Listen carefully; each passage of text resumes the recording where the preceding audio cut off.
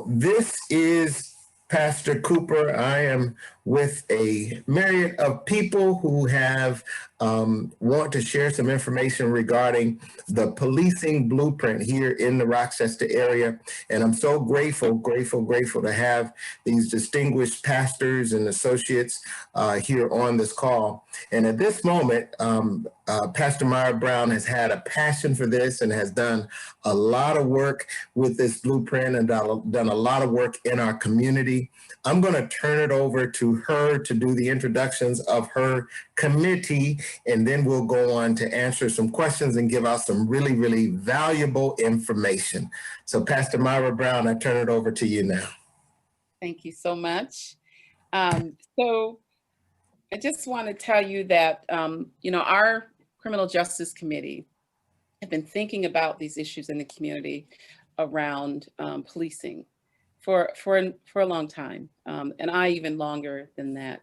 What we know is that policing in this country has not worked really for any urban center. As we look around the country at the shootings of unarmed Black men and women, the killing of Daniel Prude on the streets of Rochester, people like George Floyd, the pepper spraying of a 9-year-old Black child, we know that this current blueprint of policing isn't working. And so kind of how we got here to that blueprint is that the current blueprint that we're using in Rochester was designed for us in 1819, and it was patterned after slave patrol. And so when you think about that, right, people of color were not at the table when the policing blueprint for Rochester was being thought of or designed. We weren't even thought of as human beings or having equal value to white people. And so we were just thought of things to be controlled and dominated, right? You have these Black and brown folks who are being released into the world. And so white power structures are starting to think about what do we do with the Black people? And so this blueprint gets designed, and it really is about attending to white anxiety and protecting white property and white wealth, right? While patrolling really Black and brown bodies. And the impact of that is that we have a blueprint of policing this country that has really open permission to dehumanize, to criminalize extreme vulnerability in Black and brown communities. We have a blueprint that has created an incarceration crisis, a trauma crisis, an accountability crisis in communities of color.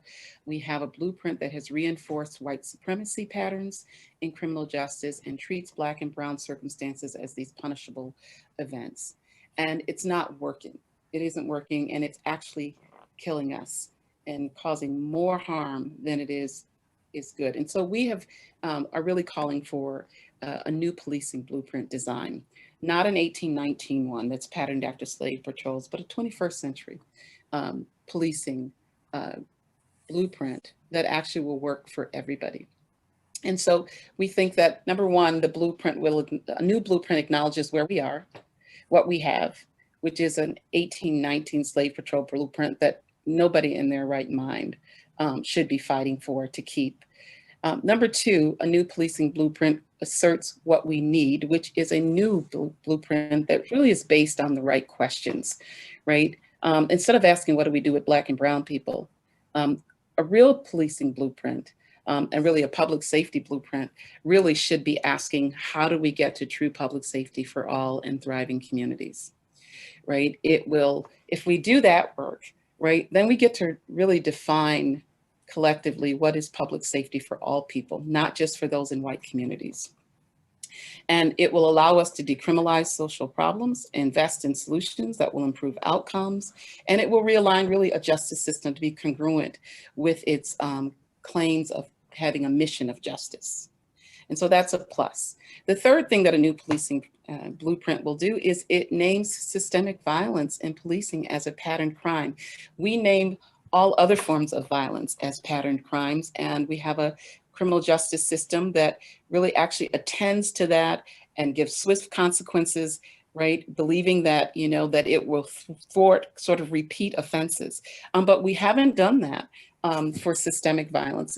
And we need to do that for systemic violence and policing, because it will broaden the definition of violence, and it'll also give us many more available possible solutions. So again, it's something that we need to be doing. The fourth thing that a new policing blueprint will do is it addresses impact, right? Which is the trauma that it has caused and the economic insecurity that communities of colors have been left with as a result of the current blueprint that really has had deep impact, negative impact into communities of color. The fifth point about the new policing blueprint that would be helpful to not only our community, but communities across our nation, is that it will put the control back into the hands of the community, allowing for decisions to be made at the level of impact, honoring this principle we call the principle of subsidiarity, right? Where decisions are made at the lowest level of impact. And we have not ever had a model of public safety where you have shared control.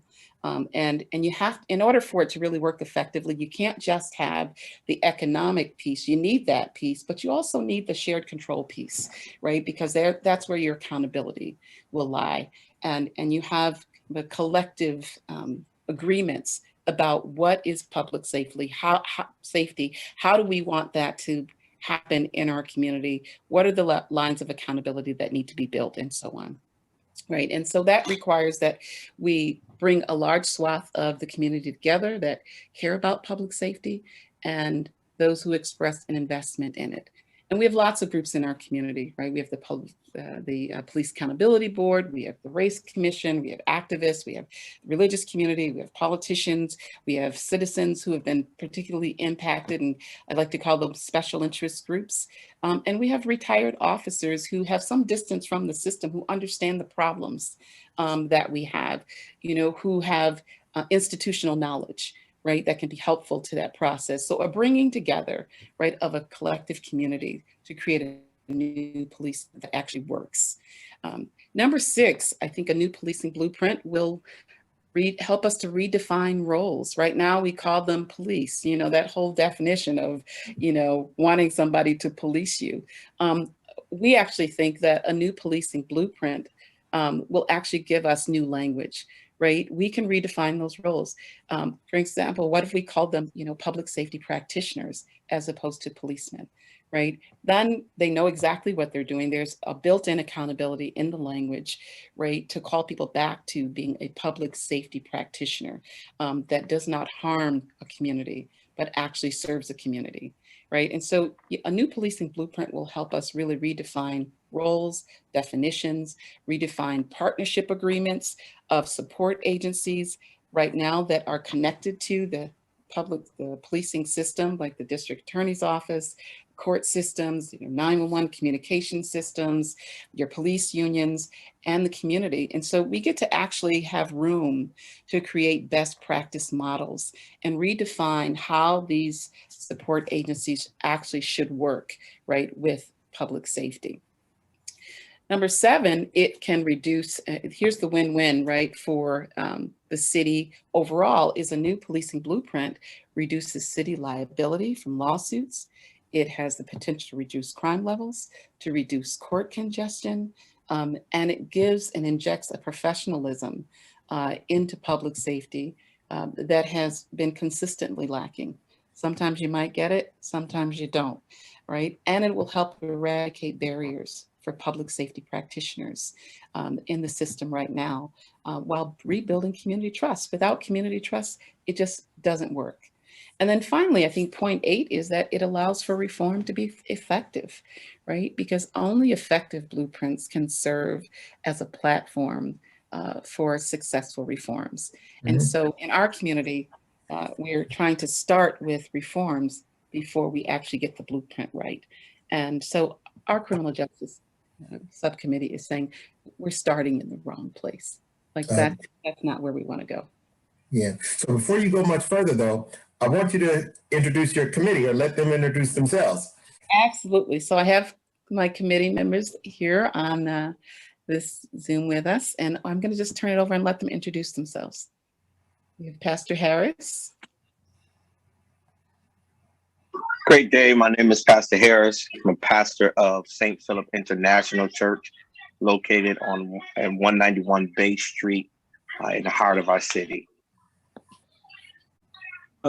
Pastor Roger Breedlove from In Christ New Hope Ministry in Henrietta, New York. Blessed to be with you. Simeon Bannister at the Community Foundation. Awesome. And I am Pastor Cooper, the pastor of Love Fellowship Worship Center in Chilai. Okay, so we've got this blueprint, and you took us through the 8 points of the blueprint. So has this been done before? Is it something that's new, or are there components of it that have already been tested? Where are we with that part? Yeah, so to my knowledge, it hasn't been done before, and I think because it takes some leadership, it takes some courage, like moral courage, and sometimes we just want to take the easy way out, yeah. Right? In the conversations that we have, everybody agrees that you need a new policing blueprint, and then it comes to the work. Like, oh my gosh, we're going to upset the status quo. We're going to upset the system. Well, we should be ready to upset the status quo in the system. Like, we're talking about real lives here, right?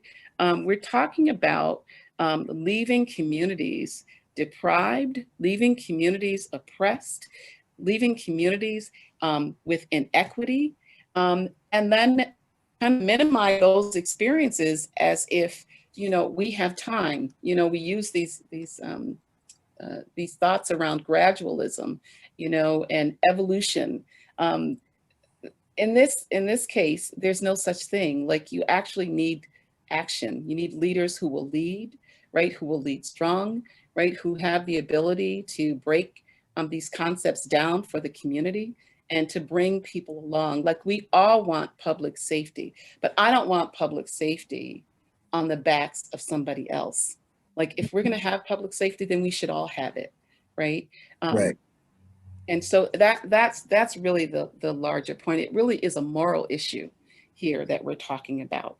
And I think Rochester can actually be a world leader on this. We can actually get it right, right? We can actually bring a community together and really speak to each other about what we have, how dangerous it is, how harmful it is, and what we can actually create, which is something that not only that we can be proud of, but we can create a model that can go across our nation, right? And bring relief to communities across our country.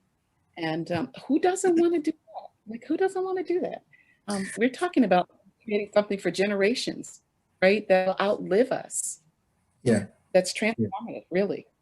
Yes, and I think also I think you asked the question, Pastor Cooper, has it ever been done? And I think it doesn't make a difference sometimes things have not been done before. I think there's a lot of projects, I think, in our lives personally that we've started from ground zero, and we may not have known all the ins and outs about it. But it's one thing about truth, and it's one thing about fairness. You just know when something is not right, when it's not fair. And so you're willing to do whatever it takes. And of course, you'll learn on the way, but just to say, if something has been in place since 1819, I mean, I think it doesn't take a rocket science to figure out something's wrong with this particular system. But I think the key is that we're dealing with a system that's been in place. And that's why I agree wholeheartedly with Pastor Myra from a standpoint that we don't need to reform, because of course they've been, and that's it, if you notice, that's what they've been pushing a lot about, us reforming things. So basically what they're saying, let's just make it a little better, but we're not getting to the root cause. And so it does need to be a new blueprint. It does need to be a dismantling, a stripping away.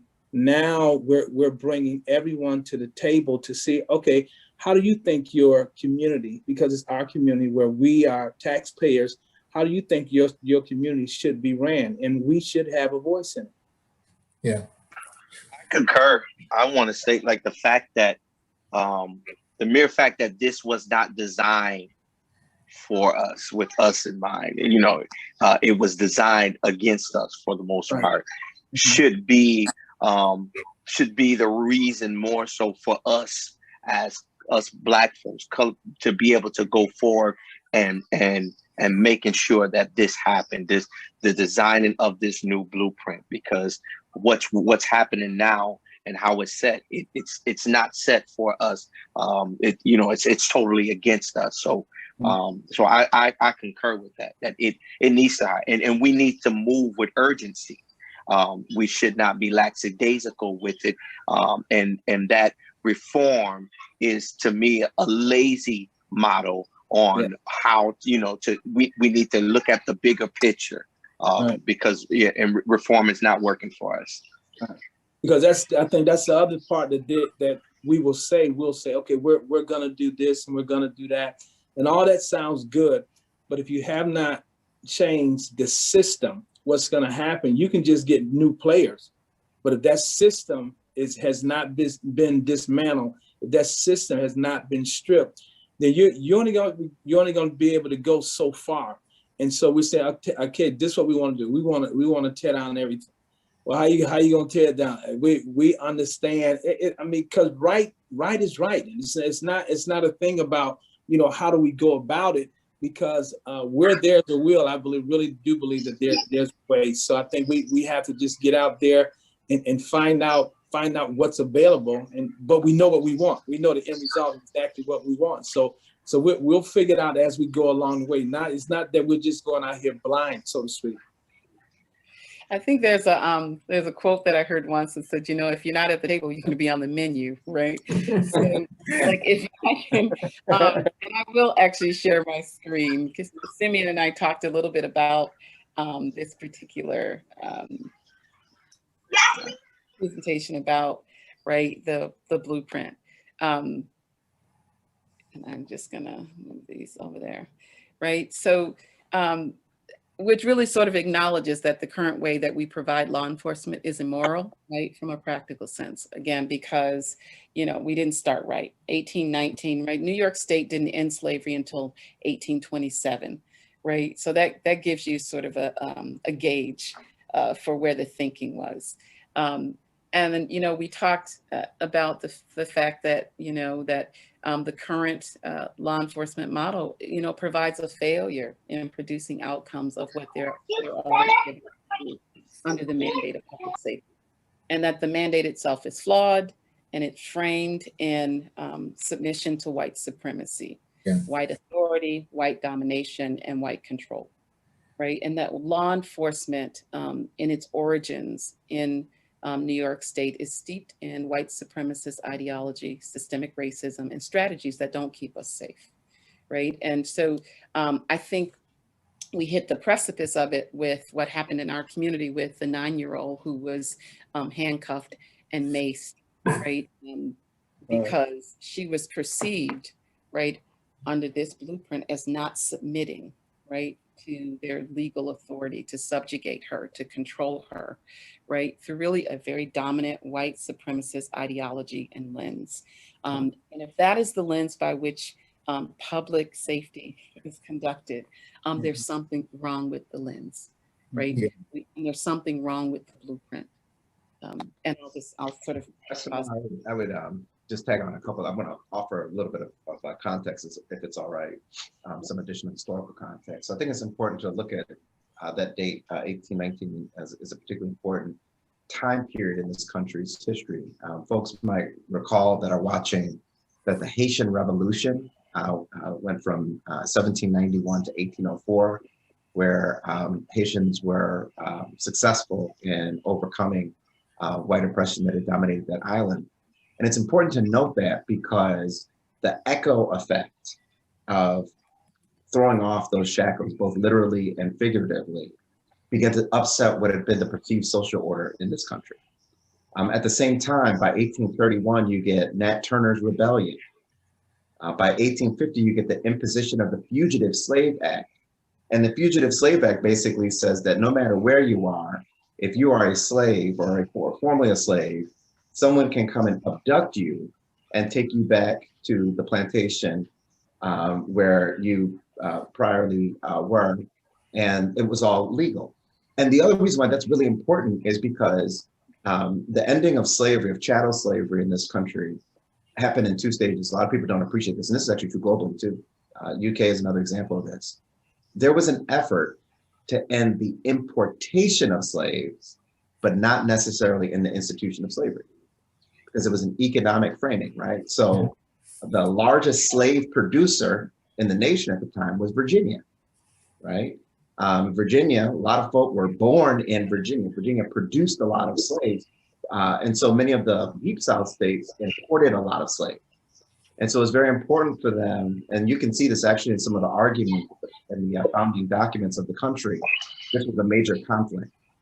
And so the reason why these slave patrols they were part of the 1850 Compromise. They become a very important moment in this country's history, because if you've got all these folks that need to get rounded up, guess what? Somebody's got to do that rounding up.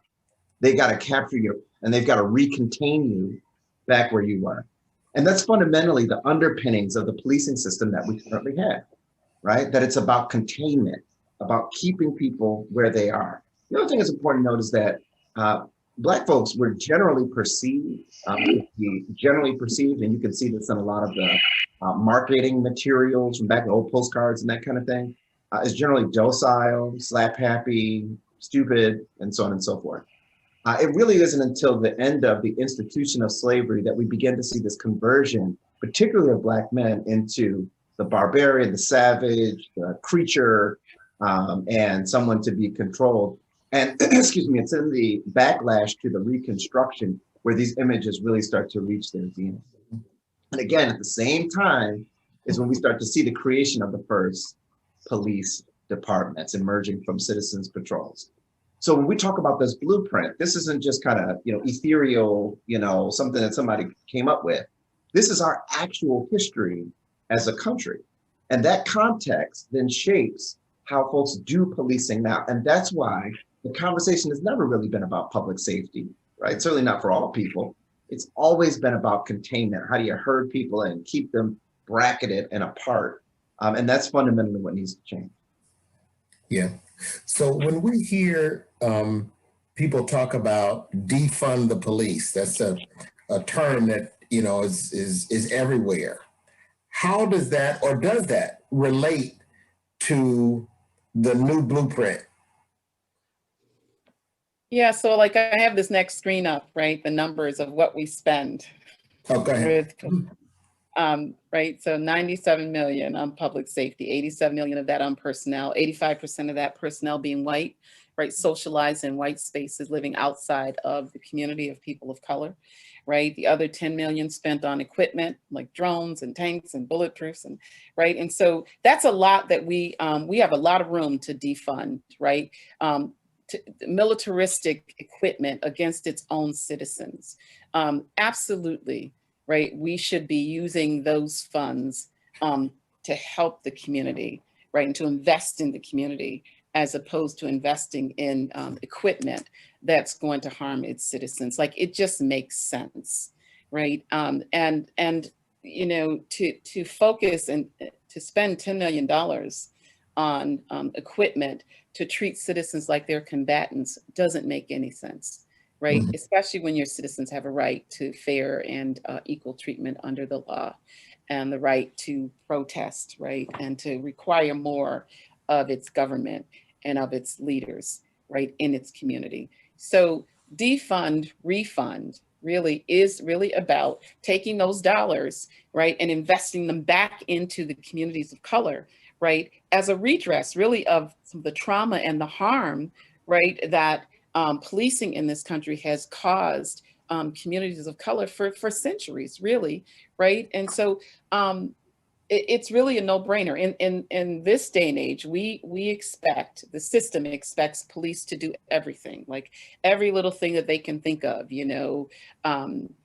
people drinking too much, somebody, jaywalking, right? We criminalize everything, right? Particularly in communities of color, and expect the police to handle that. Prostitution and, all these things that, social problems really in communities that don't really require necessarily police engagement. They require community investment, right? And so people are afraid of, they get afraid of the language. Oh, don't defund the police. I want the police to come, right? But it's a lack of imagination, right? If you make the right investments in your community, you won't need police to be policing people, because you will actually be investing in creating and building a thriving community, right? Where people are actually sustained and they're actually living their best life, right? And so the resistance to not consider defund, refund is really negatively impacting your own future, right? So this is really, defund, refund is an opportunity. It really is an opportunity to invest in communities, to invest in people of color-led agencies and service providers, right, who actually know how to get us the kind of outcomes that we need in order to have thriving communities, right? We have sent people into communities of colors for years, and we have some of the poorest outcomes right now, right? We are program rich, according to the mayor, and outcome poor, right? So defund, refund can help us change that. And let me jump in there, because so there's, what happens in our community a lot of times is that sometimes our tropes get out there and they can get the best of us. This idea that we are program rich and results poor, I would have a little twist on that, right? That in fact, what we are looking at in a place like Rochester is that a lot of these programs are akin to fool's gold, right? It may look like there are a lot of them and they seem to have proliferated, but when you peel back the layers, what we realize is that we have institutions that are grossly underfunded in this community. Why is that, right? When we wrestle with how did this come to be? The reason why this is the case in a place like Rochester is because functionally what we have is an extractive economy. And what an extractive economy refers to is this idea that in the city of Rochester, and you can see this really kind of took hold in this town starting in the late 1950s, has really accelerated all the way through today. What we have in this community is a culture where the urban core, a lot of folks come and they have jobs and they make a salary, but then they leave that urban core and they go out to our suburban communities. Right. As Pastor Brown points to, 85% of the personnel for the police department, and that's overall, by the way, including the civilian personnel, live outside of the city of Rochester. We certainly don't castigate anybody for living where they choose to live, but the upshot of this is that if you take that $87 million, right, of personnel costs, and you multiply that 85%, guess what, folks, in the school district, same thing, $560 million of salary in the school district. 70% of the folks that work for the school district live outside the city of Rochester. Same thing in the police department. Same thing in the nonprofit sector, where I work. Massive resources leaving the city of Rochester. What happens is that dollars that come into our community that look like they're intended to help many of the folks that attend the churches that are represented on this call this evening, money that masquerades as aid for our communities actually ends up becoming economic development for suburban white communities, right? And that's the big trick here. So when we look at the school district, I hear people say, we gave the school district $1 billion. Why can't they figure it out? Some of my suburban friends, I say, well, you know what? Maybe ask your wife or your neighbor or your cousin, because that's who actually has the jobs and who has the resources that are being generated. Why is this important? Because when you extract all those dollars, what you leave in its wake is social damage. What I saw when I watched this child get pepper sprayed in the face by the police is two things. Number one, I suspect that at the root cause, what got her father, ex-boyfriend of mom, and mom into conflict, I bet you dollars to donuts that there was some dynamic there around. Maybe somebody wasn't paying child support. Maybe some conflict was at the root cause there. That the fact that this whole thing started because she called the police because of a stolen vehicle, because he took off in the car and drove away. I know that language because I know this town and how that thing kind of plays out. Yeah. If the root cause, we're talking about economic distress, then we send in services that are underfunded, which is why the PIC team and the FIT team, underfunded as they are, we're not able to respond because they only work in certain hours, right? Then the police come in, and we heard what Mike Mazzio said, didn't we? This could be the 5th or 6th call my guy is facing a day. I think it was the one thing he said that was true, right? When we add all that together, those are all signs of deprivation. Last thing I'll say on this, and I'll be quiet. Economy works like the human body. And the human body is about the flow of resources. The blood carries oxygen all throughout your body and nutrients. But if there's a blockage that forms in your body, and we start to see too much resource accrue in one section, y'all know what that's called. It's called a stroke. A stroke took my father away from us. A stroke kills off parts of the body. When I see Daniel Prude, that's part of the body getting killed. When I see this child, that's part of the body getting killed. And guess what, y'all? That's just the sensational stuff. That's not the stuff we need to see every day. And so what we've got to figure out is how we break through some of these blockages so that we resume the flow of resources, that we create more economic parity. Because if you kill too much of the body, then the whole body will die. And that's really why everybody's got a vested interest in this. Yeah. Wow, that's a great analogy. And by the way, they tell me that in order to minimize the impact of a stroke is that you have to act quickly. That's right. Urgency. That's right. That's right. And as Simeon was talking, I put up the next screen because he was really covering, you know, these other points, right? Talking about the economic deprivation, right? The economic conditions and, you know, how the situations get compounded. So he's absolutely right. Like, these are all more compelling reasons why we need to really craft a new policing blueprint, right? Simeon and I talk a lot about the root causes, right? The blueprint itself, the economic conditions, the lack of commitment and consistency to de-escalate and use those strategies, and the mental health service dispatchment, and the lack of people of color led and employed, right, service providers who really have the relationship capital, they have the skill, right, and they have the ability, right. And again, if we don't invest right there, then we are really really given a wink and a nod to that, the status quo of that level of deprivation to communities. And we can do something about that, right? And so a new policing blueprint does address those needs. It requires a redistribution of resources, right, from policing to community to increase impact and outcomes. It asserts that systemic violence in policing is a patterned crime, right? We know that it is. It's time for us to say it, right? And then hold it accountable. It acknowledges that the economic stress that Simeon Bannister was talking about and the trauma produces poor outcomes, right, for communities of color, and that too many people we have that are engaged in this work, right, that don't have the right kind of knowledge to work in those communities of color, and that they end up doing more harm. And so, you know, if we really want thriving communities, and we really want, for the first time, right, real public safety, then we need a redesign of the policing blueprint. Yeah. Yeah. Wow. Wow. That's a lot of information. And so one of the ways that people can, you know, support the call for it, I think first is go and look at it. It is included in the documents that the mayor released last week. It's in the addendum section. I also will be posting that on Spiritus Christi's website. It is on, I believe, RockX website. There's a group of pastors who meet, and I believe that they've posted it on their website.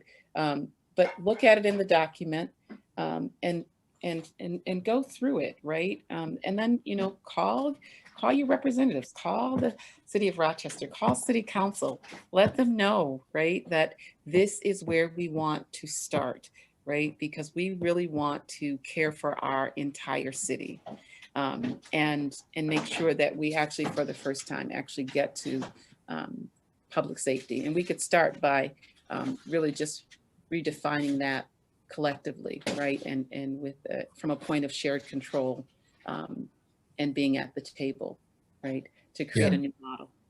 That's another. So, I'm sorry, go ahead.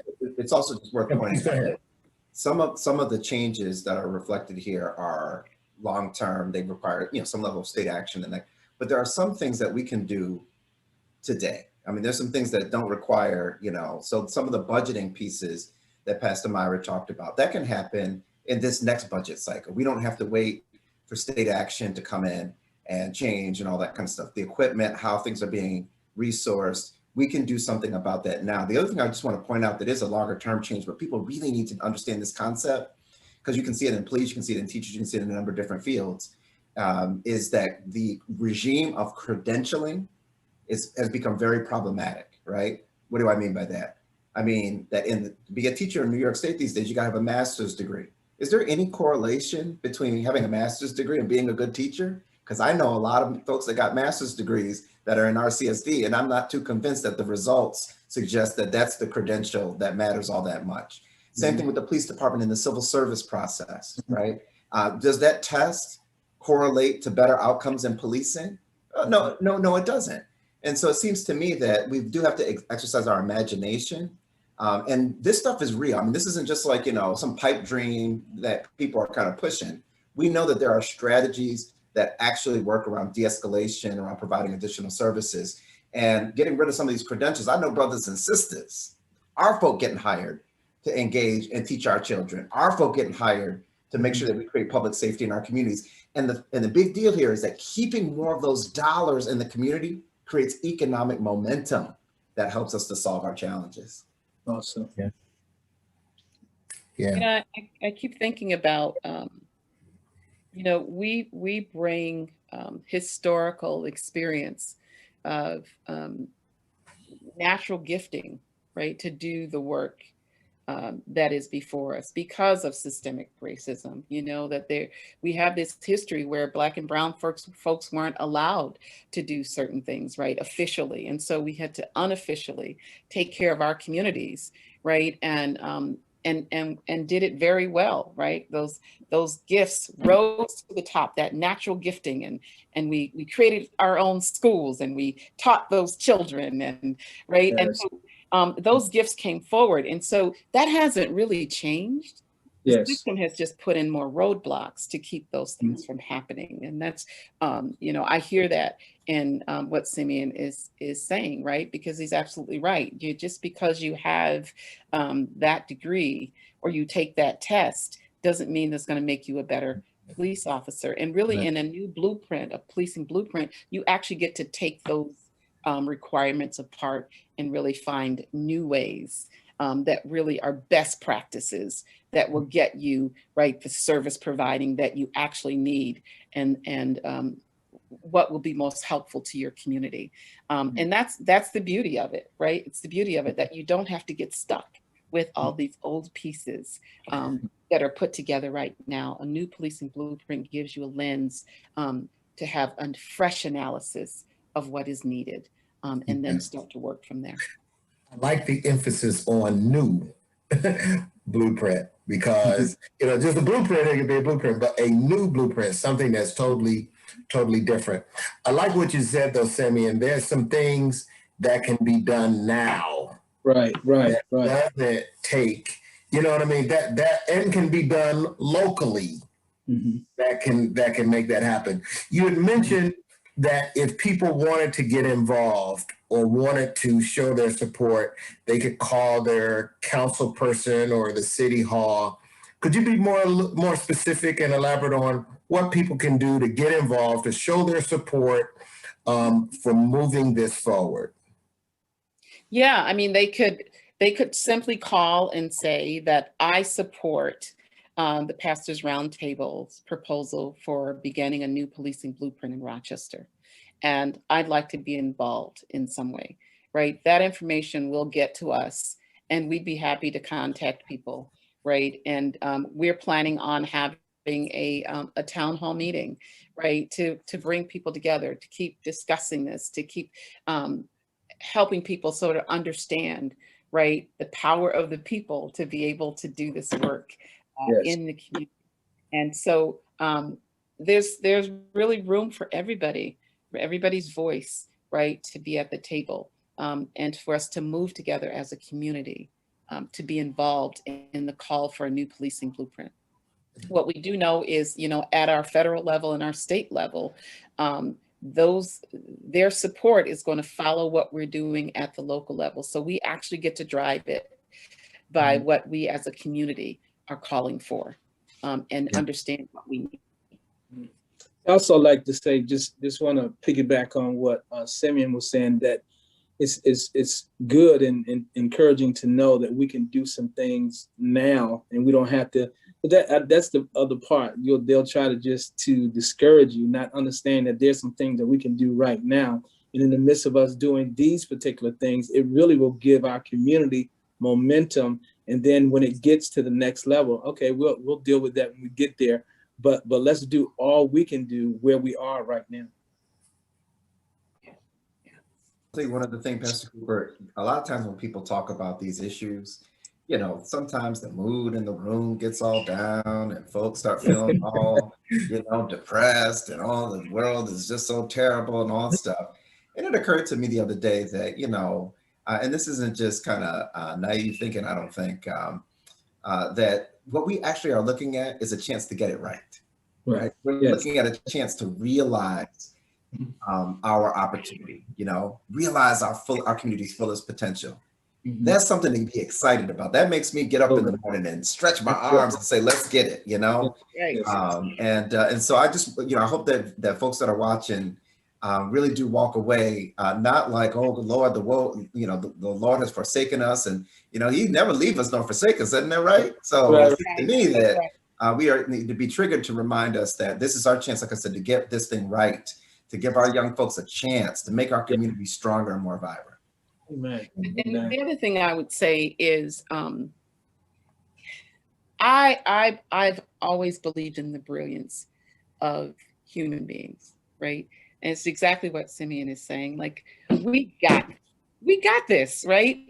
Human beings are some of the most brilliant creation that God has created. And you think about all the things that we have brought our wisdom to, that we have brought, right, our abilities to, we've brought our best thinking to, and we have changed the world, right? And we've changed it over and over and over again. This is really no different than that, right? And Simeon is absolutely right. There's no need to be feeling like, oh, this is too much. It is not, right? God is not out of resources, right? And the Bible tells us that if you lack wisdom, ask for it, right? And so God will give us the wisdom we need, right? The knowledge that we need, the support that we need, right? All of that. And so I am convinced that we're going to do this. We are going to do this. It is going to happen, right? And we do not have to be afraid, because it is only fear that keeps us, right, from asking more of ourselves and more of those around us, right, to get to a better place. We can do that. If we take a minute to think, we've probably done it 100 times in our own personal lives. This time, right, we all got skin in the game. And this is too important to miss the window of opportunity to get it right, right? And to recognize that we're not doing it alone, that we do this work together, right? We do it in community, and that we have really lots of brilliance around us that's coming alongside of us and walking with us to get to a new policing blueprint. And so that's why I'm all in, right? I'm in this. I'm in this because I trust that. I trust that brilliance, and I am not overwhelmed. I am not feeling hopeless. Awesome. I'm feeling very hopeful, and the other to do it. The other part is that we're not. It's not just for us. We're laying a foundation for the next generation that's actually coming along. So why not have us to put a mark that cannot be erased in what we're endeavoring to achieve along this line? You took the words right out of my mouth, Pastor Breelove, because this is why we need to act with a sense of urgency, not just for us, but for our children and our children's children. They need not to be dealing with and going through the things that we went through. I say this a lot of times, that our ancestors, they endured slavery because God knew that I couldn't handle it. Yeah. Amen. So we have to get this done, because I don't believe our children's children could be able to handle this. They shouldn't have to. So the time to act on this now. And this is a call out to you, Rochester, those who are watching us near and far. We're calling out for your support and your help to get this job done. The way around the journey starts with one step. And this is an opportunity to take the step. We already done the groundwork. We have the points. We started the process. And so we need to foresee it through. And that's my appeal to you all. Let's do it. Yeah. You know, we have almost normalized oppression. Yeah. You know, and if you're watching this, you know that if you're the one that had to have the conversation with your son to tell your son, listen, son, the most important thing is that you come home tonight. So whatever is asked of you, you get some yes sirs and yes ma'ams so that you can get home. Not because of the gangs that you can run from, but because of the police officers that you may encounter in or outside of your neighborhood. You realize that we need a new blueprint. If you've had to have those, if you are a law-abiding citizen and you drive your car, and every time a policeman gets behind you, there's a certain level of anxiety that rises up in you, you just realize that we need a new blueprint. You know, if you're the one that always feels like they call the police and one thing happens, you call the police and something else happens, you need a new blueprint. If you're the one that has to that is in a situation where you've got 5 white young boys and 1 black young boy, and it seems as though the young black boy is always the one that is singled out, you came to realize we do need a new blueprint. If this is you, then you need to get behind this, and we're going to become a little more clear on how you can get behind it and join the movement. But this is what we're dealing with. This is what we're dealing with today. I'm a 58-year-old. Listen, I am not jail material. I'm just telling you straight up. But I'm telling you, when there's still a level of anxiety that I feel that I don't believe that my white counterparts experience.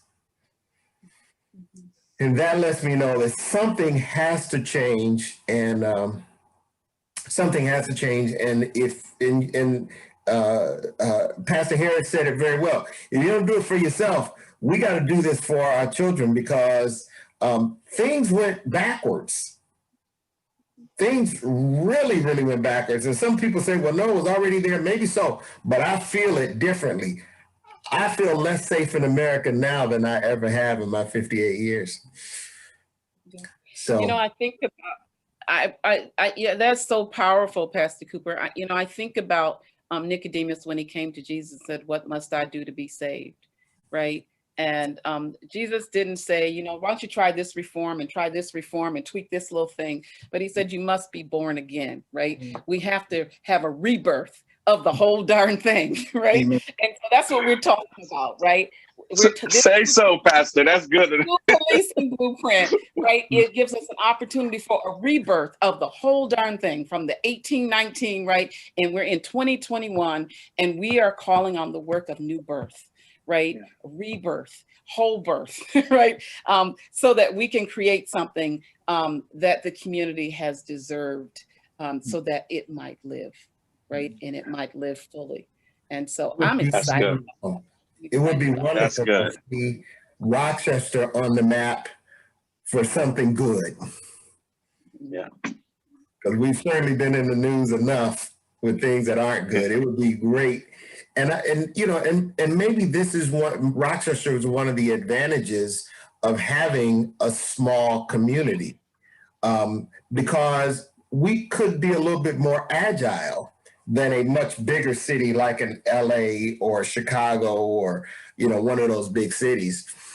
So we might have a real advantage here to blaze a trail and leave a path.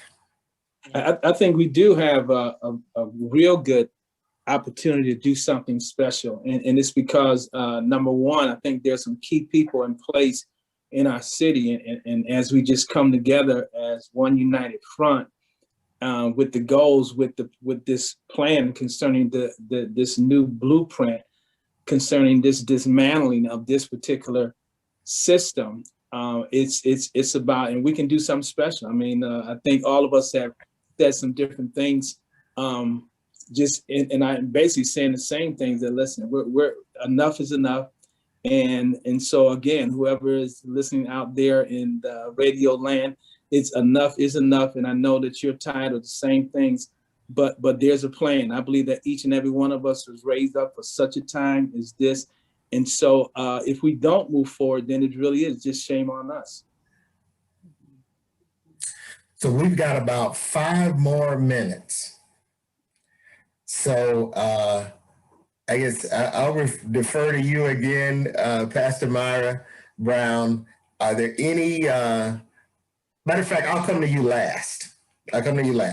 So I'll start out with Brother Simeon Bannister. Any final words or things that are on your heart to share that you don't want to get off this Zoom without being able to share with the citizens of our great city?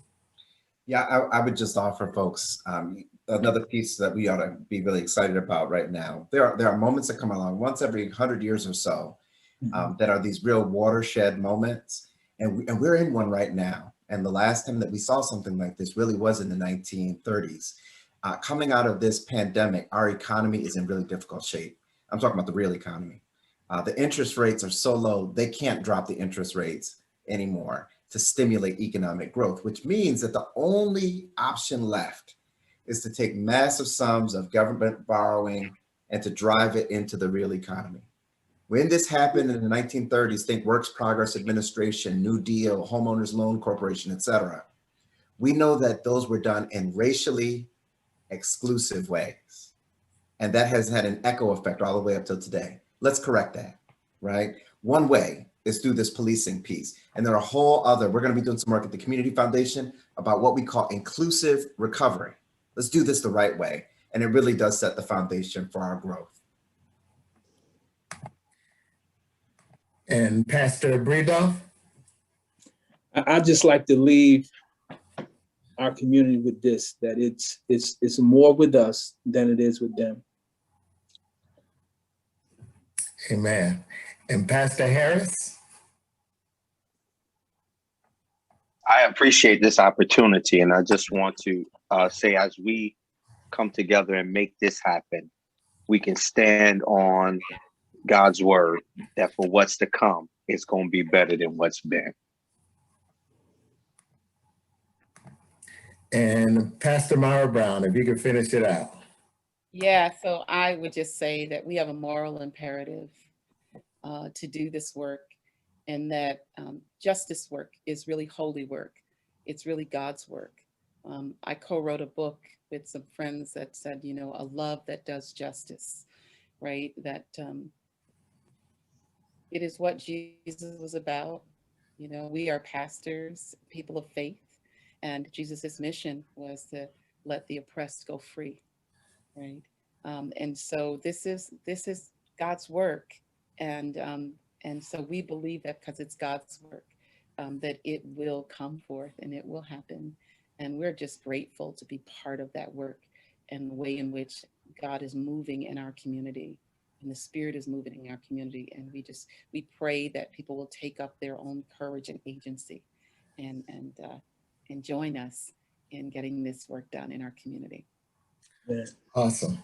Well, listen, thank you so much for all of your great information. And I certainly feel better equipped to help than I did before. And I hope that everyone who watches this will be more informed and empowered to support this effort and help us to move it forward so that we can all benefit here in our community. So thanks again, Thanks so much, Pastor Breedlove. Thank you so much, Brother Bannister. Thank you so much, Pastor Harris, and certainly Pastor Meyer Brown. Thank you so much for all of the work that all of you do in our communities and in our churches. So thanks again. God bless you, everyone. God And bless thank you. Thank you. Take care, everybody. We'll